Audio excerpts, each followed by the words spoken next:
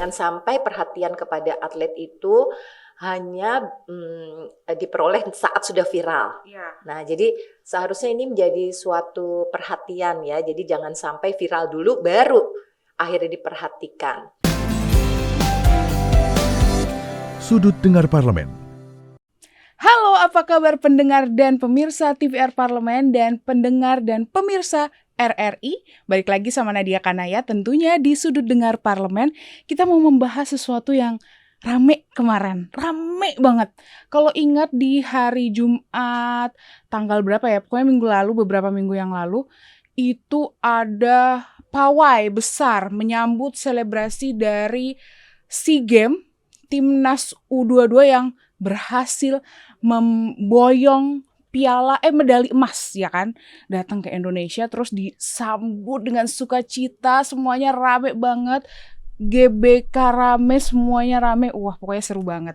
Tapi sebenarnya persiapan kita tuh sudah sejauh mana sih buat mempertahankan prestasi-prestasi olahraga ini?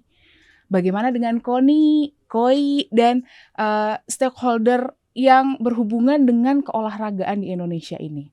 Kita mau ngebahasnya tentunya nggak sendiri. Seperti biasa, dia nggak mungkin sendiri untuk membahas ini. Karena pastinya sudah ada yang expert, yang sudah tahu dengan regulasi-regulasi dan apapun yang berhubungan dengan keolahragaan ini nantinya. Ada Ibu Hetifah Saifuddin, Wakil Ketua Komisi 10 DPR RI dari fraksi Partai Golkar, Dapil Kalimantan Timur. Iya, halo Nadia. Halo juga Ibu. Para pemirsa, pendengar semuanya. Senang banget ya kita Iya. juga masih ada dalam suasana kebahagiaan yang luar biasa ya. Mendapatkan satu prestasi yang memang ini sebenarnya tuh agak deg-degan tuh sebelumnya. Karena ada beberapa situasi ya, seperti menterinya lagi mau ganti waktu itu ya. Oh iya. Kira-kira ini gimana, pengaruh nggak ya kepada prestasi olahraga kita? Ternyata Dan ternyata alhamdulillah. alhamdulillah tidak ada Ini pengaruh. target melebihi melebihi target nih melebihi capaiannya. Iya, target jadi kami yang diberikan. di Komisi 10 juga ikut bangga dan bahagia ya, seperti juga teman-teman semuanya. Hebat, selamat buat semua yang atlet-atlet yang sudah berjuang ya Bu ya. Ya loh, luar biasa loh, 87 emas. Oh, 87 emas, perak, 109 perunggu. Jadi ini capaian peringkat 3 itu sama ya dengan capaian SEA Games pada saat 2021 di Vietnam. Tadinya kita tuh agak deg-degan gitu, akan turun gitu ya, akan turun peringkat kita. Tapi ternyata kita bisa mempertahankan, bahkan di beberapa cabang ya kita dapat emas ya, banyak ya. Wushu 6 emas, pencak silat 9 emas, balap sepeda 5 emas, tenis 4 emas, e-sport juga. Ini satu juga ya. bentuk olahraga yang barangkali di dalam undang-undang olahraga kita sudah diakui ya, yang berbasis teknologi. Dapat 3 emas, bulu tangkis 5 emas, voli 2 emas, angkat besi 5 emas. E-sport itu yang kemarin sempat viral ya, gara-gara kita sempat diejek dengan tarian-tarian. Ternyata kita yang menari di belakang. Nah itulah ya, jadi prestasi ini tentunya buah usaha dari banyak pihak sih. Dan ini juga udah lama sebetulnya persiapan kita, tentunya sangat panjang ya, bukan jadi proses pelatnas ya, para pelatih-pelatih dan Kemenpora sendiri tentunya ya sebagai pengayom ya, orang tentunya sangat bekerja keras. Dan juga banyak organisasi keolahragaan tadi Mbak Nadia sebutkan, para pemain, dan tentunya yang paling penting adalah masyarakat Indonesia yang memberikan support karena banget. itu kunci loh ya. Iya. Jadi tambah semangat kan para pemain betul, ketika betul. berkompetisi ya, kalau tahu bahwa benar-benar ini orang di Indonesia semua mengharapkan suatu prestasi. Jadi bukan main ini. Bu, sebentar. Kita mau ngomongin olahraga, tapi kan ini menterinya baru nih. Iya. Kalau udah kenal kan semuanya. Iya, kalau Menparekraf dipanggilnya Mas Menteri ya. Mas Menteri. Kalau ini kan lebih muda, Dek Menteri atau gimana? Udah ada panggilan kayaknya baru kita loh. manggilnya tetap Mas juga deh tetap ya. Mas juga ya. Jadi ini Dito, aku malah nggak pakai Mas ya, karena adik saya sih memang. Gitu. Ya, kita udah cukup lama bergaul karena kebetulan satu partai. Sebetulnya kami tuh berharap nih mau segera rapat. Kan kemarin ketika reses ya, kita terpotong reses. Jadi belum sempat secara resmi Dan rapat. pengangkatannya juga waktu itu udah Iya, Ya, sudah udah memasuki memasuki masa masa reses reses yang ya? cukup panjang karena ada, Idul Fitri Mhm, segala kan. Tapi respon dari Komisi 10 kan bisa saya rasakan ya atas, pergantian menteri yang baru ini cukup positif. mhm. Jadi walaupun muda usianya, tapi, Mas Dito ini, orangnya apa ya, memiliki banyak pengalaman ya di dalam organisasi Koneksi. dan juga, sering melakukan event ya, membuat atau mengorganisir event, dan memang, komunikasi politiknya juga bagus. Jadi walaupun tidak ketemu langsung selalu WA gitu. Misalnya ada Mmm. kejadian apa di Kamboja waktu bendera, ingat nggak? Iya, Bendera yang bendera terbalik yang lah, terbalik, betul. kemudian ada isu, kecurangan dari pihak atlet, Mhm, Kamboja, dan juga berbagai hal lainnya ya, termasuk, ketika sepak bola ya kita, mhm. ada sedikit insiden itu. Semua itu dilaporkan kepada DPR yang memang tugas kita adalah melakukan fungsi pengawasan Pengawasan ya. juga kan, itu. Jadi, mudah-mudahan ya kami kami merasa bahwa ke depan akan menjadi mitra yang baik nih. Jadi a good start ya dengan prestasi ini. Walaupun sebenarnya masa kerjanya akan singkat ya, Bu? Singkat, tapi kalau saya lihat ya udah banyak sekali ya, apa, capaian-capaiannya. Kalau kami perhatikan kan karena selalu report ya, misalnya, pertemuan dengan teman-teman tenis meja yang mungkin Mhm, selama ini kan terjadi, mungkin perpecahan atau adanya 2 3-lisme, itu mhm. kan membuat mereka tidak bisa ikut berkontestasi di ajang internasional, cepat diselesaikan ya. Belum lagi mungkin tadi soal-soal persiapan event-event internasional seperti ini. Nanti juga sebentar lagi kita jadi tuan rumah FIBA ya, dan kebetulan, Mas Dito juga memang aktif juga di basket ya. Jadi saya sangat, Mmm, apa ya, berharap ini juga akan menjadi satu event yang bukan saja, sukses prestasi, tapi akan sukses penyelenggaraan dan sukses ekonomi. Karena nanti, ekonomi kreatifnya mudah-mudahan juga, ikut sebagai terangkat. sport tourism dan lain-lain jadi ikut terangkat. Banyak anak muda mungkin yang nanti akan ikut meramaikan event-event olahraga ini. Kalau dari Kalimantan Timur sendiri, selebrasinya ada nggak sih, Bu? Ada juga, Oh, karena kita juga ada? bangga ya dari sekian, medali itu ada Mhm. juga, kontribusi dari, atlet-atlet Kaltim. Ada 5 lah ya yang tercatat ya, 3 emas loh, 3 3 emas. emas, terus ada 2 perunggu ya, kalau nggak salah tuh, dari, kan ada Taufani Muslihudin, inget nggak waktu pas terakhir, pokoknya itu juga, sensasi yang ini ya waktu gol Mhm. kita tuh, menyambutnya sangat luar biasa dari mulai di bandara juga ya, sampai Oh, kemudian ya tentunya, pihak orang tuanya maupun semua kalangan ya, betul-betul terharu ya berarti dengan selebrasi itu kepulangan. nggak cuman di Ternyata nggak Jakarta? cuma di Jakarta ya, kayaknya saya juga yakin di seluruh pelosok di Indonesia turut merasakan ya Euforia, kebahagiaan dan, mhm. euforia ini gitu ya. Terus belum lagi pencaksilat Iqbal itu Oh dari ya, Bontang, itu bukan dari, kan ada dari Samarinda, Kukar, Bontang, terus ada juga Aliansa dari Gulat emas, dapat emas. Kemudian Anissa dari cabang Gulat juga dapat perunggu, dan Ardam, untuk hoki.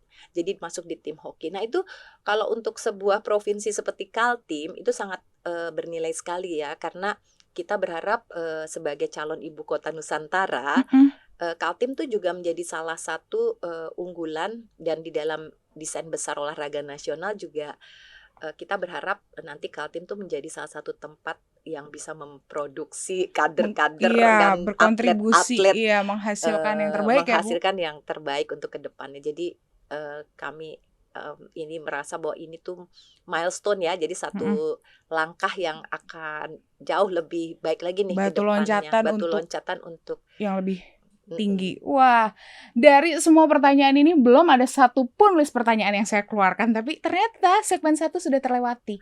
Kita akan jeda dulu, kita kembali setelah pariwara berikut ini.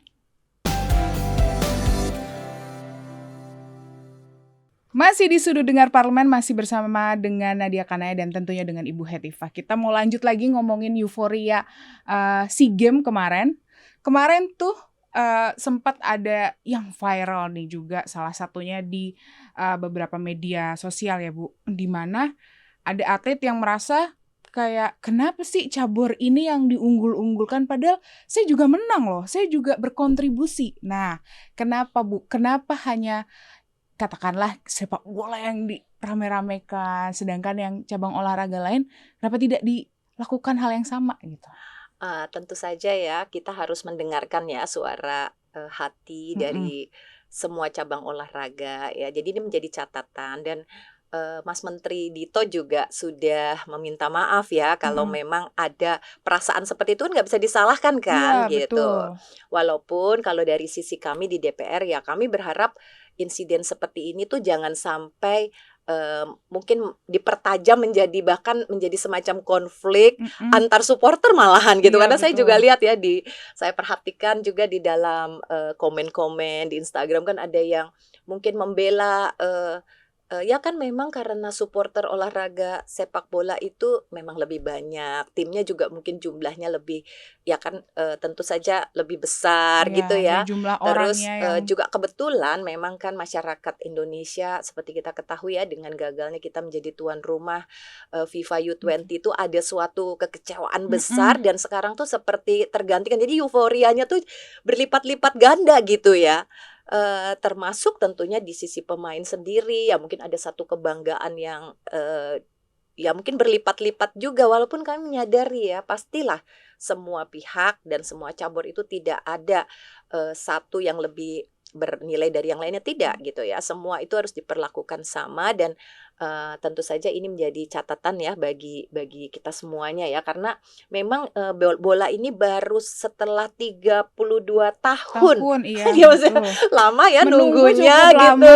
Maksudnya mohon maklum ya jika banyak sekali, para, supporter ini yang juga, memenuhi ya dan juga menampilkan berbagai ini dan mungkin juga di dalam teknis pelaksanaan gitu kan ada beberapa kejadian yang barangkali sebetulnya niatnya bukan gitu kan untuk menunjukkan kesombongan, kelebihan atau apa, tetapi mengecewakan gitu ya, sebagian pihak. Nah mudah-mudahan hal-hal seperti ini nanti diperbaiki lagi karena, Mas Menteri ini ingin, parade untuk menyambut ya, adanya prestasi Mhm. atlet-atlet khususnya yang berlaga di, dunia internasional itu menjadi suatu, mungkin apa ya, bukan kebiasaan lah, tapi kita jadikan satu satu hal baru yang mungkin nanti bisa diulangi terus. Jadi Mmm. bukan cuma SEA Games yang sekarang, tapi kalau bisa nanti juga kita lakukan, kita ulangi lagi dan kita lakukan sebagai suatu tradisi. Di setiap pertandingan Di setiap internasional. iya, jadi kita selalu akan menyambut atlet-atlet kita itu sebagai tanda untuk kita, memberikan apresiasi gitu kan sebagai bentuk, partisipasi dari publik juga ya untuk menunjukkan kegembiraannya. Nah hanya harus diingat ya untuk mengumpulkan massa yang begitu banyak, tentu Mhm. kita persiapan hal-hal detail dari mulai kedisiplinan waktu, termasuk juga kedisiplinan berlalu lintas, ataupun, bagaimana kita ya sebagai peserta yang berpartisipasi juga bisa menjaga ketertiban, jangan sampai nanti yang niatnya berbahagia ya kan, ternyata menjadi kerusuhan Iya, misalnya gitu ya. Untunglah betul. kemarin saya kira tidak juga kekecewaan itu berujung kepada seperti pertikaian antar supporter Mhm. atau apa ya, alhamdulillah ya, maksudnya masih kita bisa menjaganya dan insya Allah ini menjadi pembelajaran ke depan. Setelah mendapatkan prestasi yang begitu luar biasa Mhm, di SEA Games nih, tadi ada 87 emas yang mhm diraih. mhm.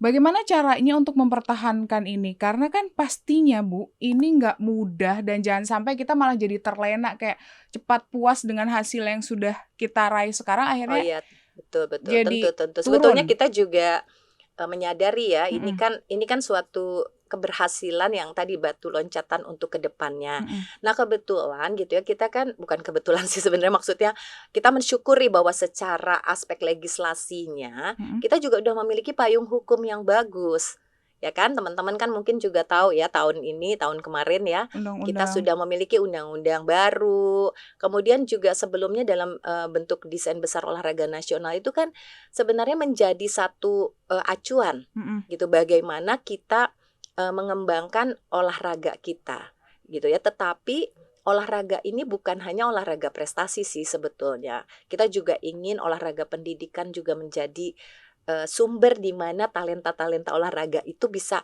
sejak dini tuh kita temui. Mmm. Kita kita kemudian kita latih sedemikian rupa. Jadi nanti mungkin hasilnya bukan tahun ini gitu, justru nanti saya yakini ya dengan DBON dan undang-undang yang baru ini mungkin prestasi kita akan jauh lebih melesat di 5 tahun ke depan gitu ya. Karena kan mereka nih sekarang baru kita gembleng nih, baru kita temukan, kita Ibaratnya baru gembleng. diasah, Mudah-mudahan baru dibentuk ya ya Bu. terasanya sih bukan dalam waktu dekat ya.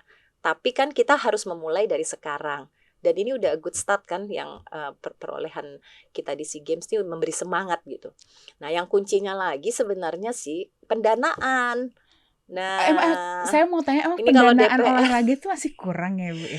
sangat Masih kurang kalau melihat. Iya. Nah, ini aja ya alhamdulillah nih Kementerian Keuangan mau menambahkan dana khusus untuk memberikan bonus kepada para atlet. Tapi memang sih saya juga yakin karena kan target-target ini kan tidak bisa kita pastikan berapa ya. Jadi untungnya Kementerian Keuangan juga bisa cukup fleksibel ya memberikan suatu bonus ini yang memang sudah kita atur sedemikian rupa, penghargaan kepada atlet maupun pelatih ya, dan komponen lain yang penting itu memang sudah disepakati kan akan diberikan dengan lebih tinggi nilainya. Nah, jadi ratusan miliar harus dialokasikan. Daerah juga loh, tadi seperti di Kaltim yang 5 orang ini juga mendapatkan bonus ya, bukan hanya di pusat ya, tapi teman-teman pemerintah daerah pun saya lihat sangat antusias lah untuk mensupport dunia olahraga ini. Belum lagi kita harapkan perusahaan-perusahaan seperti BUMN ataupun perusahaan swasta yang mungkin bisa nanti mengasuh beberapa cabang olahraga untuk bisa berprestasi ya, seperti sekarang kan mungkin badminton banyak dibantu, mungkin juga kemudian mungkin basket atau mungkin nanti bidang cabur-cabur yang lain pun seperti itu. Jadi pendanaan ini kunci, karena anggaran 3 triliun itu nggak seberapa ya untuk sebuah prestasi ya, sangat kurang, karena ada juga aspek kepemudaan kan di Kementerian Pemuda Olahraga. Jadi itu agak terpisah ya Bu, ada. Iya, jadi dibagi 2 ya, bukan hanya olahraga.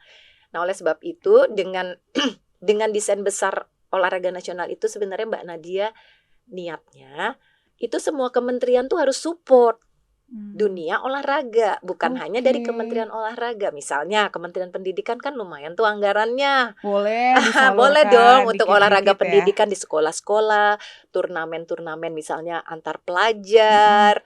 Nah, itu kita beri mungkin sekolah-sekolah olahraga. Mungkin itu menjadi bagian dari tanggung jawabnya Kementerian Pendidikan. Atau tadi beasiswa untuk para atlet, gitu. Nanti kementerian lain juga. Saya masih mau nanya lagi soal, ini kan kemarin juga salah satu yang sempat viral adalah soal kesejahteraan atlet pasca ini. Betul. Salah satunya yang kemarin sempat viral adalah mantan kiper ya, atau yang di Malang sakit matanya. Nah, kita akan bahas itu untuk memperdalam lagi, tapi kita jeda dulu karena waktunya ternyata sudah habis lagi. Jadi jangan kemana-mana, tetap di Sudut Dengar Parlemen. Balik lagi di Sudut Dengar Parlemen. Nah, kita masih melanjutkan obrolan soal kesejahteraan atlet nih. Kita yang paling dekat, yang paling masih rame adalah soal kesejahteraan atlet itu yang terakhir soal Kurnia Mega dari Arema FC ya Bu, yang ternyata dia harus menjual medali dan piala-piala yang dia miliki untuk pengobatan matanya. Berarti artinya kesejahteraan atlet mungkin pasca atau setelah mereka bintangnya mulai ya sudah tidak seramai dulu, ini agak terlupakan oleh ya. Iya betul pemerintah Mbak. gitu. Kita semua tersentuh ya, dan tentunya merasa sangat ya sedih, prihatin ternyata kasus seperti ini terjadi, dan kami juga ya mengapresiasi bahwa sekarang sudah ada suatu perhatian ya dengan ya Bung Erick Thohir mendatangkan dokter, dan mudah-mudahan ya kita semua berdoa Kurnia Mega bisa pulih kembali dan kita juga ini menjadikan ini kembali ya sebagai satu pelajaran. Jangan sampai perhatian kepada atlet itu hanya diperoleh saat sudah viral. Nah, jadi seharusnya ini menjadi suatu perhatian ya. Jadi jangan sampai viral dulu baru akhirnya diperhatikan. Nah, oleh sebab itu undang-undang kita yang baru ya, Undang-Undang Keolahragaan nomor 11 tahun 2022 itu secara khusus ya kita mengatur soal kesejahteraan atlet ini. Ada di pasal 86 dan 91. Di situ diatur. Nah, nanti konsekuensinya adalah kebijakan turunannya. Bagaimana kita memperhatikan, ya, jangan sampai juga atlet yang hanya mendapatkan medali emas saja yang mendapatkan mungkin bonus sangat besar ya, gitu. Terus yang berjuang panjang tapi kebetulan tidak berhasil gimana gitu. Itu juga boleh minum dulu Ibu. Iya nih, saking semangat. Saking kita tuh ngebahasnya dari tadi rame banget. Jadi emang jadi agak ini ya, terlalu bersemangat ya kita ya Bu ya. Kenapa ya kok tiba-tiba hilang suaraku? Jadi itu Mbak, teman-teman semuanya, kita berharap ya dengan adanya aturan ini, atlet-atlet yang bernasib seperti Kurnia Mega ini, karena saya yakin pasti ada banyak gitu kan, tapi tidak terungkap, tidak terekspos juga. Tidak terekspos. Nah, ini yang harus menjadi satu pekerjaan rumah yang sangat besar ya, supaya kita bisa mengidentifikasi, kemudian minimal lah ya, seperti yang namanya asuransi itu seharusnya ada. Karena bisa saja Kurnia Mega mendapatkan kasus seperti ini akibat dari kerja dia selama ini kan, namanya atlet tuh resiko sekali loh, dari mulai patah tulang lah gitu ya, kemudian dia menjadi bagian dari kaum disabilitas secara bisa aja sewaktu-waktu gitu. Iya, dan itu sempat beberapa media juga mengungkapkan atlet-atlet yang akhirnya dia menjadi disabilitas itu gara-gara pengorbanannya untuk. Karena ketika ya betul lah, kita sendiri merasakan ya, bukan hanya waktu bertarung atau bertanding, tapi ketika latihan pun. Nah, jadi di sini memang aspek safety, keamanan dan kesehatan dan keselamatan atlet itu seharusnya menjadi bagian yang tidak terpisahkan ya. Jadi kesejahteraan tuh bukan dalam arti hadiah saat menang gitu kan, tetapi kesejahteraan dari mulai ya, ketika mereka dari awal ya sudah ditetapkan masuk ke pelatnas, kemudian juga ketika mereka berlatih pun harus terus dijaga ya kesehatan dan keselamatannya. Dan itu makanya beberapa orang masyarakat di Indonesia itu masih meragukan karir sebagai atlet. Karena takutnya bagaimana dengan jaminan hari tuanya, bagaimana dengan kondisi nantinya ketika mereka sudah selesai di masa, karena kan memang atlet ada masanya ya Bu, ada usianya gitu. Nah itu yang seharusnya baik Kementerian Olahraga itu juga memikirkan secara matang bagaimana nanti ke depan nasib mereka ini. Salah satunya kemarin yang Gracia Poli yang akhirnya sudah menjadi PNS ya Bu. Iya betul. Nah, jadi apakah itu juga nantinya juga akan ada salah satu solusi ya. Jadi dan ketika mereka PNS pun bukan berarti mereka tuh harus mengerjakan hal-hal yang tidak mereka sukai. Jadi misalnya PNS di bawah Kementerian Pemuda dan Olahraga, mungkin mereka tetap ya menjadi pelatih atau menjadi mentor bagi atlet-atlet yang lebih muda gitu ya, atau mungkin melakukan hal-hal lain yang mereka sukai dan tidak menghilangkan hobi maupun keahlian mereka sebelumnya. Itu jadi ini tidak mudah ya, karena kalau misalnya mereka jadi PNS tapi pekerjaannya itu terlalu berbeda, mereka mungkin juga tidak bahagia gitu. Jadi statusnya PNS tapi pekerjaannya itu diusahakan sedapat mungkin ada kaitannya. Gitu. Tetapi ada kepastian kan, kalau dia menjadi PNS setidak-tidaknya ada pengakuan dan juga ada suatu kepastian terkait dengan standar minimum kesejahteraan yang mereka peroleh. Oke, nah nanti kalau kita ngebahas soal kesiapan untuk, pasti ini kan tidak berhenti di SEA Games. Jadi KONI, KOI maupun Kemenpora ini juga harus tetap memberikan apa ya Bu, wadah atau pelatihan yang lebih kuat lagi. Nah ini untuk ke depan sendiri dari Komisi 10 ada nggak yang nantinya akan pertajam lagi untuk Kemenpora, KOI maupun KONI untuk ke depannya Bu? Iya nih, harusnya siang ini nih kita rapat nih. Siang ini. Jadi ini kita bocorin dikit yang nanti mau ditajemin di rapat. Jadi, apa sih Bu? Kita kalau rapat kan biasanya tentunya ya pasti kita juga ingin mendengar terlebih dahulu nih dengan adanya kondisi perkembangan terakhir seperti ini, karena kan PSSI juga kepengurusannya baru sebenarnya ya kan. Kita kemudian teman-teman KOI juga melaporkan dong pertandingan internasional yang baru, misalnya seperti SEA Games ini hasilnya seperti apa gitu. Kemenpora juga, apalagi menterinya baru, ya kan perlu mungkin menceritakan kepada DPR kan, apa yang beda dengan menteri yang lama. Apakah dia punya terobosan atau program 100 hari pertamanya nih? Wah, ya kan? akan belum nih. Kita nanti ya. Nah, kita akan mendengarkan terlebih dahulu. Namun setelah itu tentunya ya kita akan berdialog dan mudah-mudahan ini diskusinya akan terbuka ya rapat rakernya ini, dan teman-teman tentunya boleh juga nanti mengikuti melalui streaming, memberikan juga masukan ya.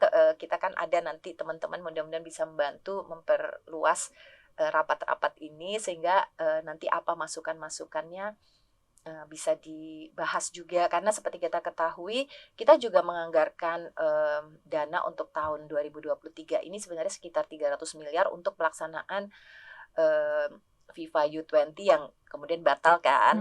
Nah, kemudian Presiden mungkin sempat memberikan semacam masukan, kalau begitu kita perbanyak kegiatan-kegiatan olahraga di tingkat kampung kayak Tarkam itu gitu ya, antar kampung. Maksudnya penting ya untuk kita membangun sarana prasarana olahraga seperti mungkin stadion yang besar yang nilainya triliun, itu oke. Tapi kita tidak ingin membuat masyarakat kita itu menjadi penonton olahraga saja, ya kan? Jadi aktif, jadi supporter kalau ada pertandingan bola karena stadionnya bagus dan supaya kita happy.